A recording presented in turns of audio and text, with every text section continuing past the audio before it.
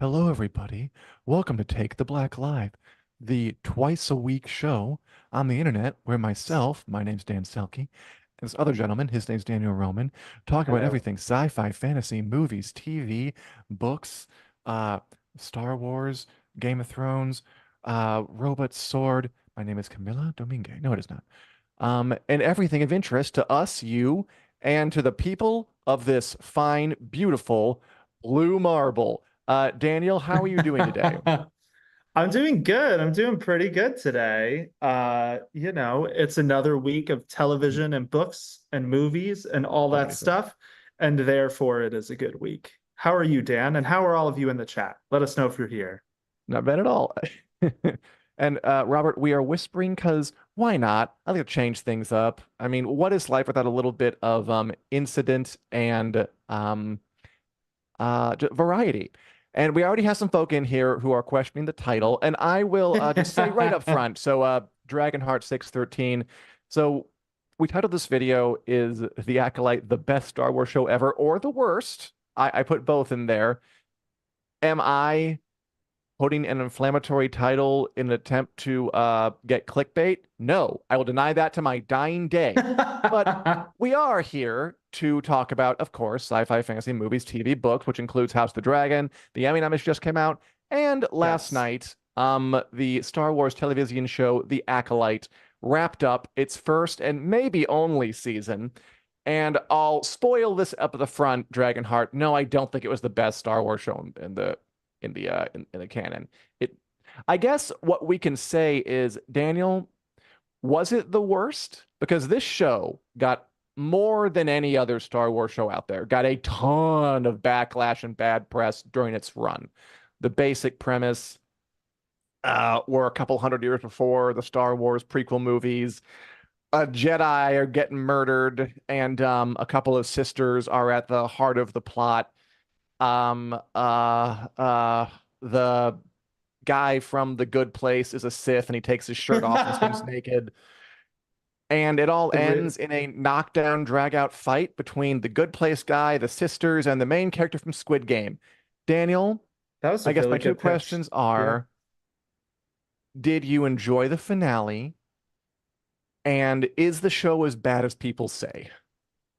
Okay. So I will answer both of these questions. Good. Yes, I did enjoy the finale to my pleasant surprise. I think so Dragonheart, if you have only come to hate on the Acolyte, you might not know that we've been pretty tepid on the Acolyte throughout its run so far. We neither of us has really fallen in love with it. It seems like there are some fans who really, really Pouring love light. it. Some people really loathe it.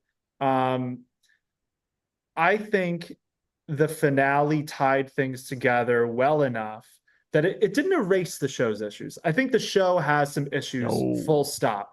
It didn't make it a flawless show or anything, but I do think the finale was good enough that it made me like the whole thing a little bit more because you could tell this was one of those situations where they built the whole show around leading up to this finale. You know, like sometimes you watch a show and it's like, oh, they ended their season and that's that.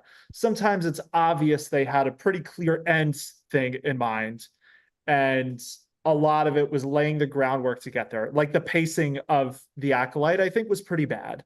And I don't necessarily know that that was the Acolyte's fault or if it's Disney's fault for wanting it to be this format. Somewhere along the line, someone should have either given it longer episodes or pitched the idea of making it into a movie or something. I think Yes. I think either of those would have made it better. So like there are elements of the Acolyte that I still don't think worked very well. But I thought the finale really tied things up pretty solidly. Um, so I enjoyed it. And I really did not have high expectations going in. So this is not me saying, like, yes, I don't think it's the worst. So to answer your other question, does it deserve? Look, you're squinting, but did we not all watch the Book of Boba Fett? Did we Yeah. not all watch Obi-Wan Kenobi? I think No. there's some recency hatred, the opposite of positive recency bias going on with the Acolyte. When people say it's the worst Star Wars thing ever, I think one, there is kind of, and sorry to anyone who falls into this, there's the predictable backlash of this is a show that features characters of color in leading roles. And some people are going to hate on it just for that alone, which I don't know what to tell you aside from that's a you problem and not an Acolyte problem.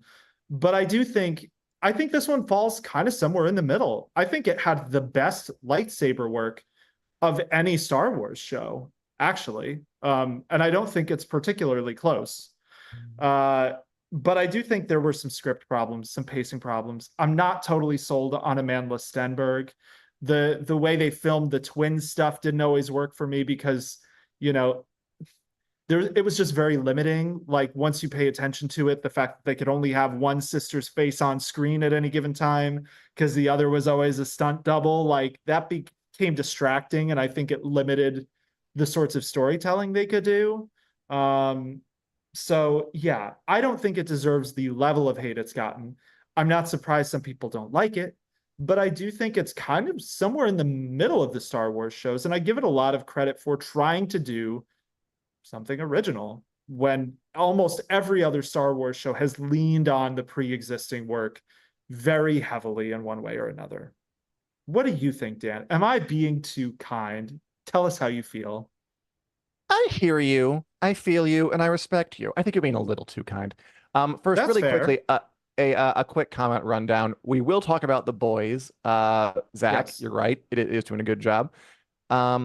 We have not seen the next House of Dragon episode, but we just got the screener in. So if only it had come That's this time exciting. yesterday, we could have, well, not shared anything with you because we would never do that. But Nice. we could have like winked at you and gone like, eh. And some of you were reacting to the Acolyte. Fantasy fans saying, Yes. I think the Acolyte is not the best Star Wars show, but I still enjoyed it. I love the ending, but I doubt it will get a second season.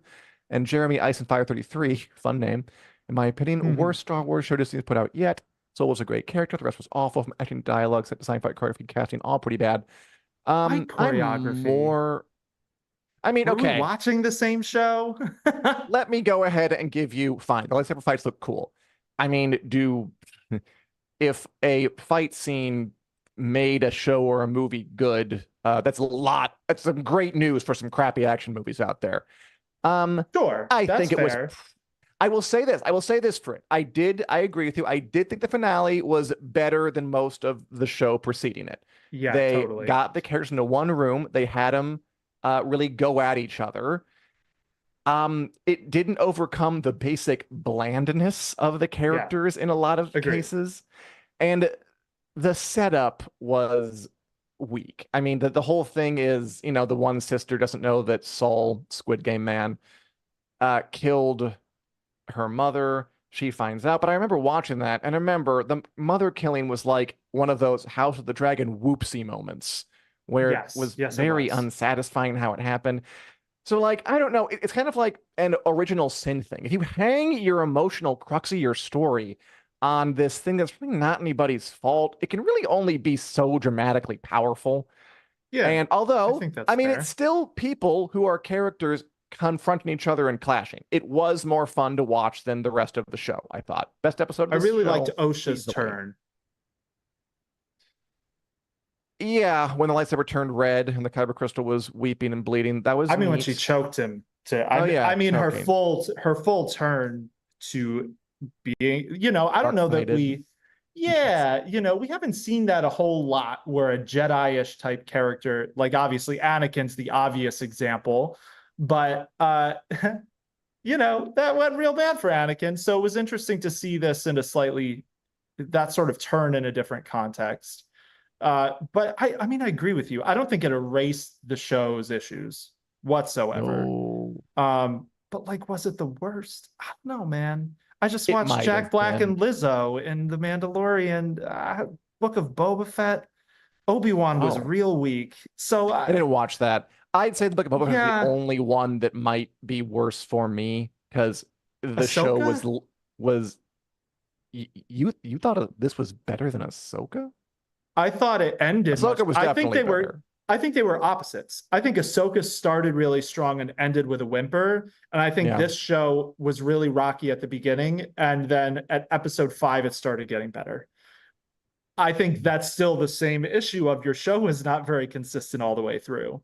Um, but yeah, it's funny. Like I really didn't like the Acolyte from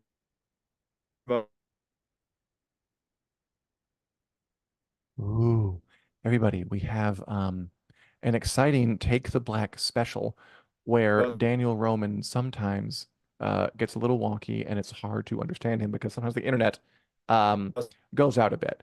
But you know what? I am Knuff and I will try to fill in while he gets his internet together.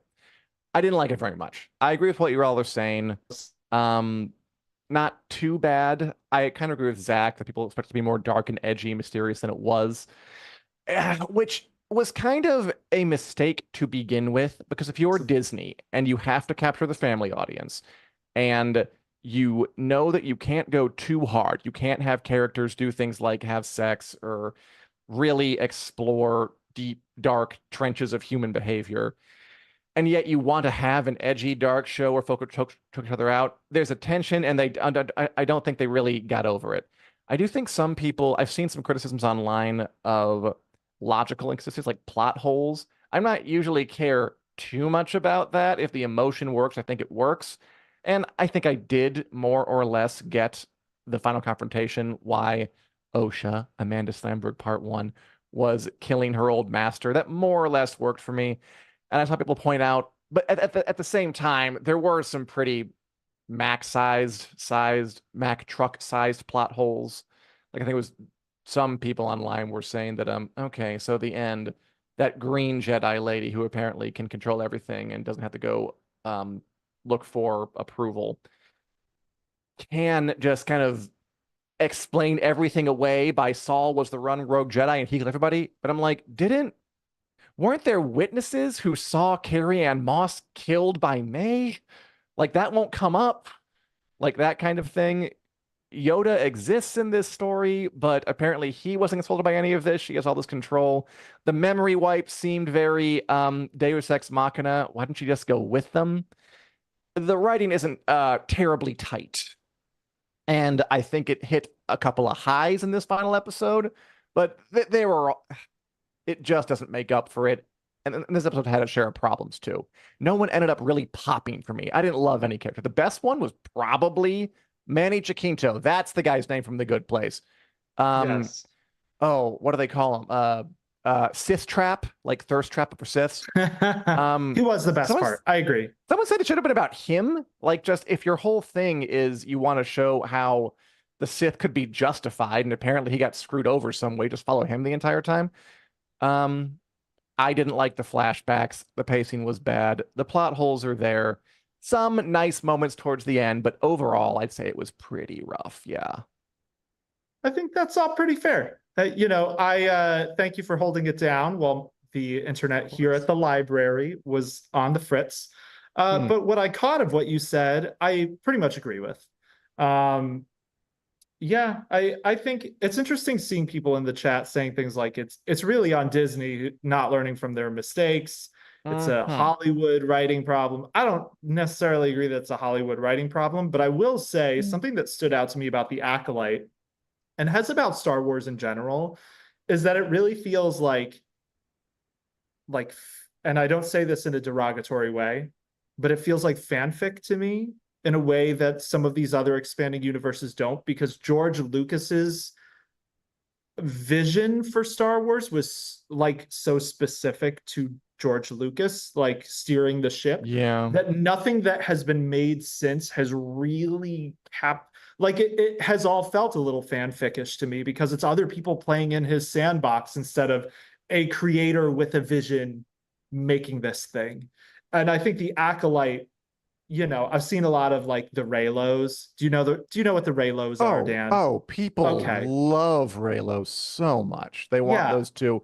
That's what I would do if I were Disney. I'd make a romance about those two. Just ignore the canon. Just do them getting it on, and you would get asses and seats. Yeah, it's a what if Rey and Kylo Ren lived happily ever after. That's the show. But this did have the Reylos really, really loved the Acolyte on the whole, it seems. And I get why, but that's the Raylo thing as fanfic, like it is that sort of vibe as opposed to the George Lucas vibe, which it just is what it is. I think I have a question. Andor gets away from it because that's Tony Gilroy with his own specific vision. Yes. I was going to ask, and I guess you just answered it. Has there ever been a situation where the original character behind this kind of forever ongoing story dies or isn't a part of it anymore, and the franchise still goes on to achieve great heights? And actually, as I ask this question, obviously the answer is yes, because there are comic books, and Superman and Batman, Wonder Woman have been written, Spider-Man and X-Men have been written for like decades and decades and decades, and there have been hits under different creators. So I guess the answer is yes. I think and comics this can happen too. Yeah, I think comics are almost I was going to say they're different because they're collaborative, but obviously movies are collaborative too. I'd say much more so. More collaborative. Yeah, but I do think there's something about comics because they change the people writing them so much more often than like a George Lucas changes out of a Star Wars type thing. I think there is something to that where it's, it survives transitions of creators and writers and artists better than something like Star Wars, where it was George Lucas's series that has now become other people's. I think there are examples of this being done well. I think Alien is one. And oh yeah, because Ridley Scott made Alien, he was not even approached to do sequels. The second sequel is excellent. The third one is a lot less excellent, despite Charles Dance being in it. Let's qualify. Alien was taken over and done around really well once, and then it's been a little downhill since then. Well, I have high hopes for Romulus. But I do think that's interesting because when Ridley Scott came back and did his own Alien sequels, they also, I like Prometheus, but I don't think it was really the Alien prequel anyone was hoping for. Yeah. But yeah, I do think there are examples, but I think it's hard. I think it's really hard to take a vision that was specific to some, a specific creator. It's hard. And carry that on. And that's why the Andor approach, I just feel like worked so well because Andor was not wonderful. George Lucas didn't make that character. And the Acolyte made a bunch of new characters, but there's just something about Andor where the vision is so damn specific that it works. I mean, you were saying that you gave Acolyte credit for not sticking to the kind of Star Wars template, using that. I would give that credit to Andor. I think that feels extremely different. I'd say even though there aren't many legacy characters, there are some, like Yoda appeared at the end of that thing. I'd say the Acolyte definitely trades on, especially prequel era kind of Jedi are all high and mighty, and then there's a couple of Sith lurking in the shadows kind of thing. I think even though there aren't literally, we're not following Bill Skywalker, we're still, it's still very much putting a twist on very familiar Star Wars ideas. Andor feels different. No Jedi, no lightsaber, no powers, just normal people kind of making maneuvers and getting into new kind of things. That's the way to iterate, because there's something completely different. So that I'm all for. Yeah, I agree with that. I think what I meant more with that is stepping out. So Andor, you're right. It is very different. It's still set within the framework of the original movies. So that's a little bit more what I meant. The Acolyte is long before them. It's, I think, really one of the only Star Wars shows that has distanced itself time-wise that far from the original movies and the Disney sequels. But yeah, I think there's obviously Andor is still the king of the Star Wars shows. I don't really see that changing anytime soon. I think Andor season 2, I'm hopeful it's going to be really, really good. But I'm still did the Acolyte make me excited for Disney Star Wars shows? I'll be straight with you all. I deactivated Disney Plus after it was over and don't intend to reactivate it anytime too soon because too many streaming services and whatever. There's other stuff to watch, and there's really nothing coming to Disney Plus in the relative near future that I'm excited about. Disney Plus I use very, very, probably my least used one. I don't have kids, so just what are they going to watch? Yeah. Before we move on, I want to do two quick things. First, I want to respond to you guys are doing great comments as always. Dragonheart says, Leslie Headland, I hope she's never allowed to go near Star Wars again. We'll see what happens. Sweeta asked, have we seen House Dragon episode 6? We literally Not yet. just got the screener, Sweeta, so we haven't watched it yet. But even if we had, we couldn't tell you anything. So just envy us and we can't give you details. And oh, Bushmaster, great. I'm still waiting for the Titanic sequel. So am I, told from the iceberg's perspective. Nice. I also want to say, yeah, I would too. It'd be super artsy. It's I've like been in the sea 2.5 for a hours millennia. of just the iceberg, like Empire, just like a shot of it, and then the boat will come through. What do icebergs think about? I want to know. They're water made of ice, Danny. They don't think about anything. And finally, I want to reiterate a theory, a Star Wars theory I've had, and then I'll help you move on. Okay. That the Acolytes and probably the next show, the Skeleton Key. Oh yes. Or Skeleton Crew. Competing. Yeah, Skeleton Crew. Yeah, totally agree with this theory. They were greenlit during this kind of immediately before and post-pandemic period when there was a guy named Bob Chapek in charge of Disney, and he was really big on like year-round content. Give him something to watch every week of the year. And they were greenlit in these Star Wars shows like crazy, and these Marvel shows, which is how you got things that no one cares about, like Echo or like a couple of other Marvel series and these Star Wars series. Eventually, he got out. Bob Iger, the old CEO, got back in, and he's talked about we need to slow down with this stuff. We're oversaturating it. So my bet is that the Acolyte and probably Skeleton Crew were these Star Wars shows greenlit toward the tail end of this content-a-palooza. And we'll probably see a slackening of that going forward as they try and focus on quality over quantity. The throw everything at the wall and see what sticks approach. They tried it. I'd say it didn't really work, and I'm happy that they seem to be taking a turn. Yeah, I fully agree with that theory. I think it was in 2021 or 2022, whatever, there was a very infamous D23 event that happened under Bob Chapek's kind of reign, where Star Wars announced a ton of stuff and Marvel announced like phase 4, 5, 6. And it's kind of come out graph. That famous graph that the boys spoofed like 2 weeks ago. And it has come out since that was pretty much because Chapek put pressure on Marvel and Lucasfilm to carry Disney Plus by, like you said, showing audiences you will have something to watch every single day of every month of every year for as long as we make content. And obviously it has been shown that was a real stupid decision, because Marvel, there hasn't been a Marvel show, I don't think, on Disney Plus this year. I think to the relief of everyone. Hopefully Echo this year. Oh yeah, except Echo. I forget because they punted Echo out.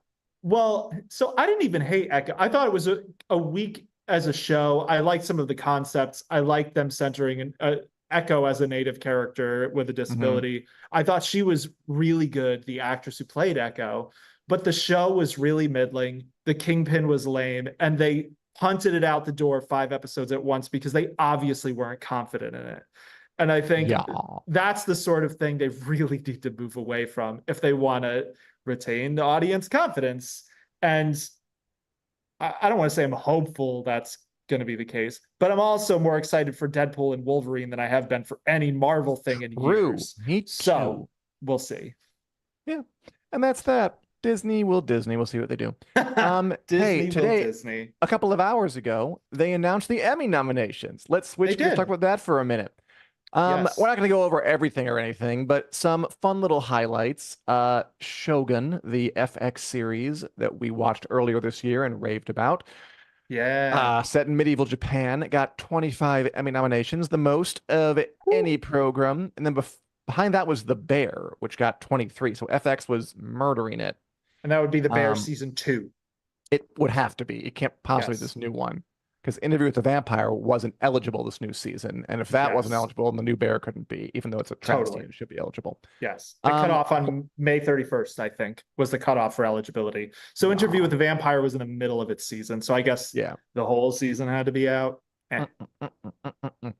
Also got Best Actor nominations for Hiro Hiroyuki Sanada playing Toranaga there, and Anna Sawai as Anna what's her name Sawai, again? Mariko, the Marika, best. that's the one. She was I said it fantastic. earlier today, and now I forgot So it while I'm in the camera. well deserved. They'll probably take everything. I'm gonna guess that's That's how going it to goes. sweep the drama categories. And well deserved. It was a wonderful show.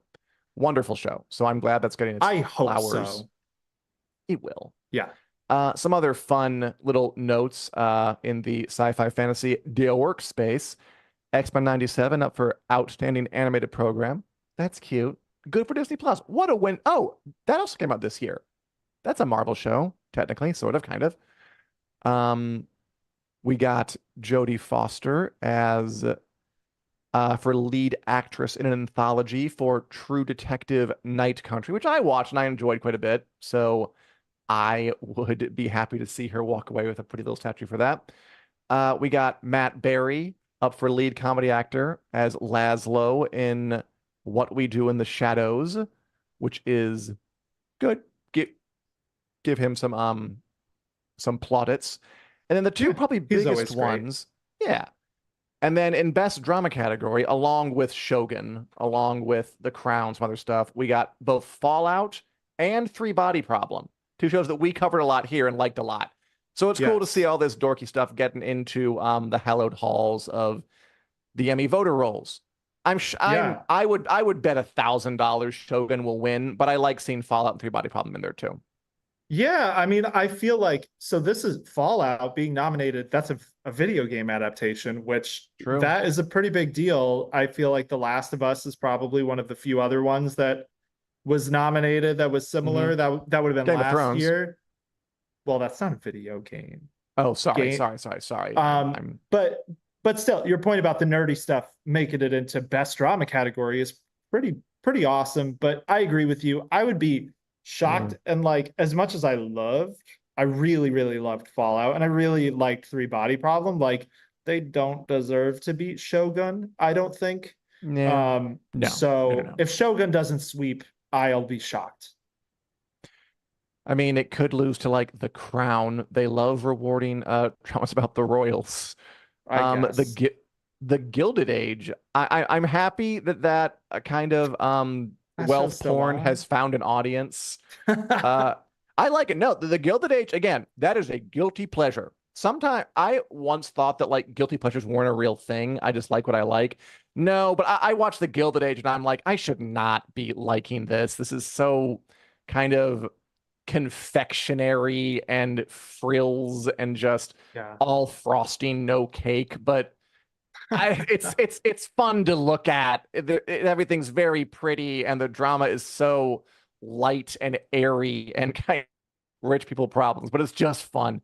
I don't think it'll win, but maybe some people like escapism. You know what's irritating about it? It's that like it's pure fantasy escapism that sells itself as like historical drama, and like something about that rubs me the wrong way. I don't mind pure escapism. But there's just something slightly uncomfortable about like that, Downton Abbey, even The Crown. Like they're kind of beautiful wealth pornography that is trying to sell themselves as like historical accounts, which just doesn't really. I don't mind wealth pornography, but I wish it would just be a little more honest about itself. What I'm hearing is that Bridgerton is the most upright of these period piece shows. Maybe it's the trashiest. It's the trashiest. It doesn't try to trick you into thinking you're watching actual history. It's like, look, we know that's not why you're here. Let's just have fun. Yeah, I agree. I never seen Bridgerton, but I do appreciate a costume drama that embraces the trash. So good for you. It is not nominated for anything. Couldn't be. Yeah. Yeah, Valorious in the chat calling out My Lady Jane. Have you heard anything about that show, Dan? Not really, no. I don't think so. I think it's an Amazon show, similar sort of vibe to Bridgerton, but if it was more like A Knight's Tale, very, very funny show. Okay. Yeah. Very, very fun, ridiculous period piece. There's a new kind of trashy looking gladiator show coming out on Peacock tomorrow called Those About to Die. You know, like Oh we hear yeah. about to die to salute you. We put an exclusive clip actually up on our website. It looks pretty good. Like ancient Rome, that's always fun. Anthony Hopkins plays Always. the Emperor. Wow. Anthony Legendary Hopkins. actor Anthony Hopkins. Ewan Rayan, who was Ramsay Bolton in Game of Thrones, is one of the lead Oh. characters. It looked pretty good to me, although it did have Knight's Tale style, where it's like the trailers like costume drama, ancient Rome, but it's like a rap song because we're Yes. actually it's more like modern times than you think it is. Which, if you're gonna own that, then own it. Fine. That's My Lady Jane is exactly like that. It's got the similar music, the similar vibe. And it's like, this is real on the edge of ridiculous, but it's ridiculous. So I can Yeah, go along with that.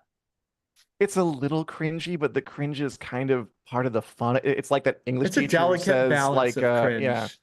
like you might not think that Shakespeare and Jay-Z have much in common. Well, what if I played you Yeah, this? But yeah. that looks good. I might check that out. Yes. Those About to Die on Peacock, alternate episodes tomorrow. Anthony Hopkins, Ewan Ray, and other people. Okay, any Yes. other things about the Emmys before we move on to our next topic, Daniel?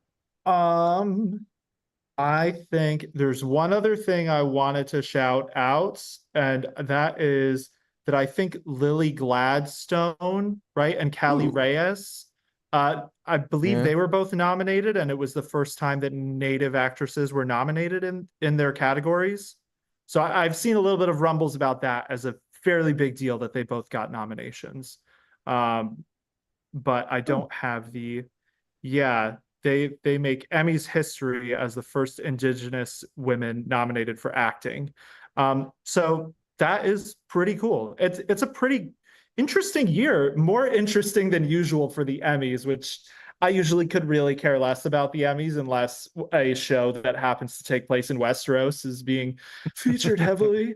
But this year is a pretty interesting Emmy slate. So Yeah, congrats to all the nominees. how fun. We can't have a Take the Black show without at least checking a little bit on House of the Dragon, Game of Thrones, Westeros. Again, we just got the Yes. screeners, so HBO, I love you forever. I'm gonna watch it tonight.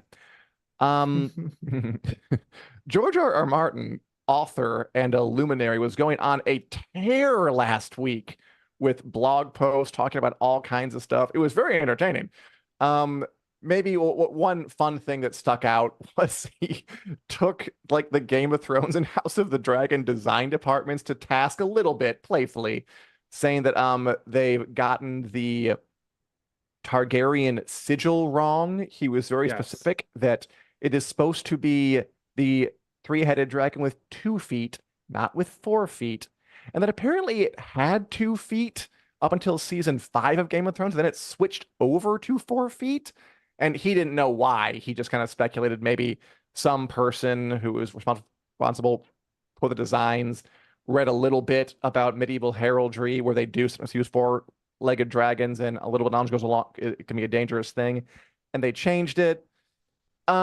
Cute, fun, noted. I guess bring back 2 feet. Why not? What do you have to Bring back.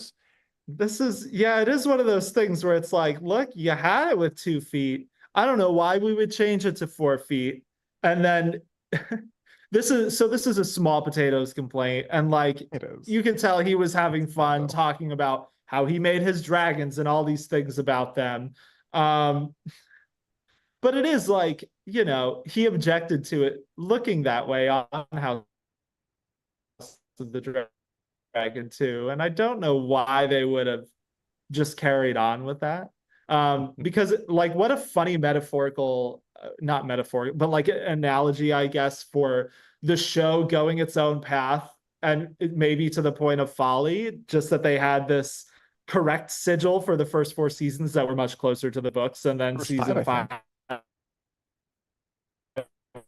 they were like, bah, we're our own, we're our Ooh, are you all hearing production this? now. Put 2 extra feet on that dragon. Um, Again, a small deed in Westeros. Yup. A lot of that speech is kind of going in and out, but it was fascinating to watch you kind of turn into a slow-mo gargling monster. Okay, people, Daniel might be um Am I incapacitated for a moment, so I'll just talk until everything's fixed. Uh everything's fixed? What a Everything's This fixed. is stupid. No, what It happens. The internet. ugh. It was so good. Like I was sitting here and you were talking, I assume making like really brilliant points about Oh, of course. the two-legged versus four-legged, but you were like, I'm like, is it going to clear up? Is it not? You sounded great. That would be a great special Cool. sound effect, like a Silent Hill game. Great. Love it. Anyway, why don't you talk about at our risk, this beautiful new A Song of Ice and Fire box set coming out? That's Okay. cool. Yes, I can do that. Hopefully, I'll be able to do that. Yeah, there's a new box set of A Song of Ice and Fire coming out this November or October. I think it's October. They have a bunch of new covers, new bindings. These are not individual books. You have to get the box set. Yeah, of course. If you're a tired person who maybe has had your copies of A Song of Ice and Fire for, I don't know, 13 years, maybe 14 years, perhaps it's time for a new set. I will say, jokes aside, these are really pretty gorgeous bindings of these. Yes. The We also have a picture of the first book in the series, A Game of Thrones, which is really Ice and Fire, like gets a little logo, ASOIAF on there, which the books don't always have. Am I wigging out again? I No, no, feel no. like Keep I'm going, keep wigging out going, again. Okay. keep going. Well, anyway, the books, the shows, they don't always lead into that gorgeous, gorgeous series title. So I like seeing that represented on this new box set coming in October. Great. I'm enjoying this show. Um, Jesus. why don't I talk for a minute? Why don't Let's go you? on to the section. What are we watching? What are we Yes. watching or reading as we bring it on home? And I want to know what all of you out there are watching or and reading as well. Oh God, help me. I'm not actually watching or reading much news. I'm going to take it back to Daniel in a second. I am rereading the fourth Wheel of Time book, The Shadow Rising, because true story, I finished the Oh whole thing. God. I finished it a while ago, but I read it like in these little spurts over like a period of a year. I don't know. I just didn't, I never wanted to sit down and just like plow through it. Um, so I finished it and then I figured, okay, we need to write something to do like a video about this. But then I put that off for like months and months and months. And I sat down to like my thoughts on it. And like, I remember like a third of what happens. So I'm rereading The Shadow Rising again, going much faster this time. I'm already a ways into it. And I wanted to do it before Cool. I plunged into A Night of the Seven Kingdoms too. I wanted to Yeah. clear that deck and then just have my brain ready for Night of the Seven Kingdoms. So I'm doing that. You can expect to hear about from me about that in the near future. I'm also still Excellent. reeling from the end of Severance, which I finally caught up on, and still Yeah. can't believe that folk had to wait like 2 years to see what happens next. That cliffhanger was killer. I'm happy it's finally coming out in January. Julie's watching House of the Dragon, of course. Evil and the Boys. The Boys is a good thing. Let's talk about the Boys. Yes. Let's do it. Because someone in the front asked to talk about it, and we should, because it's going quite well. Most recent episode was a banger. Superheroes fought. New Black Noir can fly. There was a escalation into outright villainy for the Seven and Homelander that has been kind of a long time coming. And all I can say is that I enjoyed it, and I've seen the tomorrow's finale, and I think folk will really like that one too. I thought the boys had a Nice. strong season. It's gotten more pushback than usual, and I don't really see it. I guess folk have been saying that it's too overtly political, which to me seems like a crazy criticism of the boys, which has always worn its politics so blatantly on its sleeve. Yeah. Um, and I mean, some people point out like that I know some of the plot twists can be a little bit far-fetched, but I think that's been kind of par for the course too. I've been enjoying it, and I think people will really like the finale. I enjoyed that as well, and I think sets up the final season very nicely. I hope that one comes back sooner rather than Nice. later. It probably won't, but That's another one that could really, if that came out the final season next year, it would crush. It would Yes, it would. dominate everyone's headspace. It would be everywhere. Um, it probably won't, and it'll be a little No. longer to wait for it. But I'm confident that when it does come out, it will be entertaining. Yeah, The Boys has always been a rock solid show, and I have to agree, I really don't get the pushback and the criticism. I feel like part of it probably has to do with more with our, and this is specifically a US well, maybe not specifically US, but I think Yeah. it's especially present in the US, are politicized moments where people are looking for ways to be offended because like the Boys is doing what it has always done. Like, I think so. Stormfront was talking about like the white genocide in like season 2. And like that's a thing. Like I saw a video of a Fox News commentator talking about that like yesterday. So it is like the Boys is just being the Boys. I think this I think season is so. really good.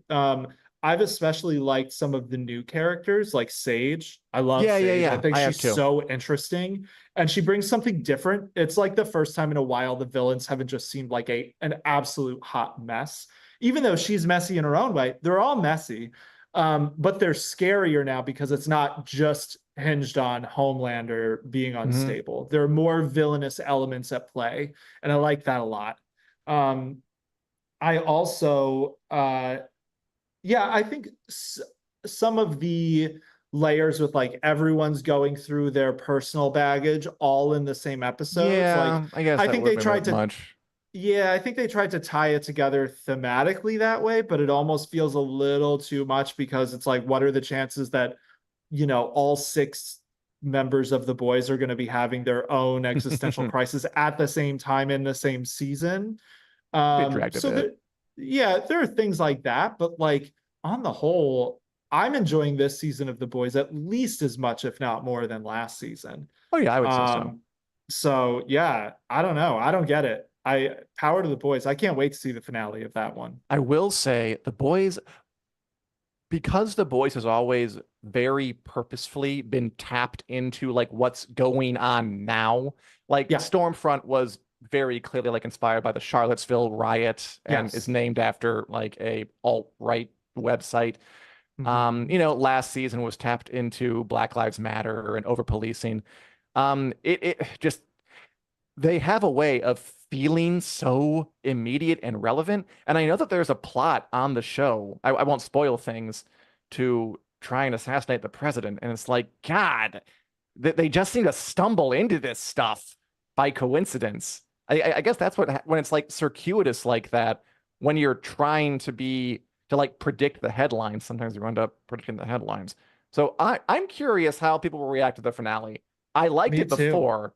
And then the presidential attempted assassination happened. And now I'm like, ooh, there's gonna be some think pieces about this. Yes, there are. And it's going to be crazy, like people saying, oh, the boys like mocking this terrible moment or whatever. And it's like they filmed that like 2 years ago. So this is, or like last year, like, they wrote it 2 years ago. So they really have like had a pretty crazy run of predicting this stuff. Oh God, I know. Less choppy now. Ah, No, every no, you're good. time. You're good. You're good. You're good. You're good. Am I? Am I? Is it Yes. true? Yes. I Yes. don't, You're actually good. man, it's something about this basement, I tell you. So yeah, the boys, the boys has been pretty good. Fantasy Fan says one more day till Cobra Kai's final season. I think the first part of their final season drops. I like Cobra Kai. I'm a little tired that they're always karateing in the valley. I loved the first few seasons, but I'll watch the last season. I think Cobra Kai is ready to take a bow. Um, Okay. but it's always a good time. It's never anything less than fun. Nice. Anything else you want to Um, mention before we bring it on home? yeah, yes, Julie, I am talking gibberish again. It's what I do, apparently. So the last thing I will mention, if the internet will let me mention it, is that I'm reading The Mercy of Gods by James Ooh. S.A. Corey. This is the new book from the authors of The Expanse. They're starting a brand new series next month. It's out August 6th. I've been really, really enjoying it. It's like an alien invasion novel where these aliens abduct humanity from this far-flung planet, and then they almost kind of Ooh, force them into a type of Hunger Games, like specific humans that they've selected to prove that they could be useful to the hive mind collective. all right, cool. Lots of, yeah, I'm like 150 pages into it. It's been so good. I can't wait to get home and read that instead of watching more Star Wars television, is where I'm at. It is over, and I think they want to be better off. Good. Why don't we move on to our final section of the day? And by the way, I'm loving comments. Martha says, maybe bring aluminum foil for the library for a better connection next time. Just thoughts. Wear Maybe. one on your head. Yeah. Ooh, this time next week, y'all. Let's try and do the WiC round where we go through. I hit Nice. myself with this thing. That was We go good. through a bunch of stories we couldn't get to the main body of the show and give our 20-second opinions, no more, no less, and we'll hope for the best. And if you happen to go connected, you know what happens. It's fine. But let's it'll add some tension to this Yes, it will. exchange of news Get it stories. out. Let's Get it out begin before the with internet falls. a couple of Stranger Things hits. Daniel, Stranger Yes. Things is now halfway through filming the fifth and final season. What you think? I think that's wonderful. It's great to hear that they're on schedule, they're doing well. That Mm. makes it pretty likely that we could see a 2025 release date if they're already halfway through filming. Mhm. I'm going to stay confident for that. So I hope they're enjoying it because it's their final season, last time on set. Have a good time, Stranger Things. Yeah. Yeah, flawless victory. Speaking of Stranger Things, the Stranger Things creators are producing a new horror series. Something very bad is going to happen. Mm. Yep.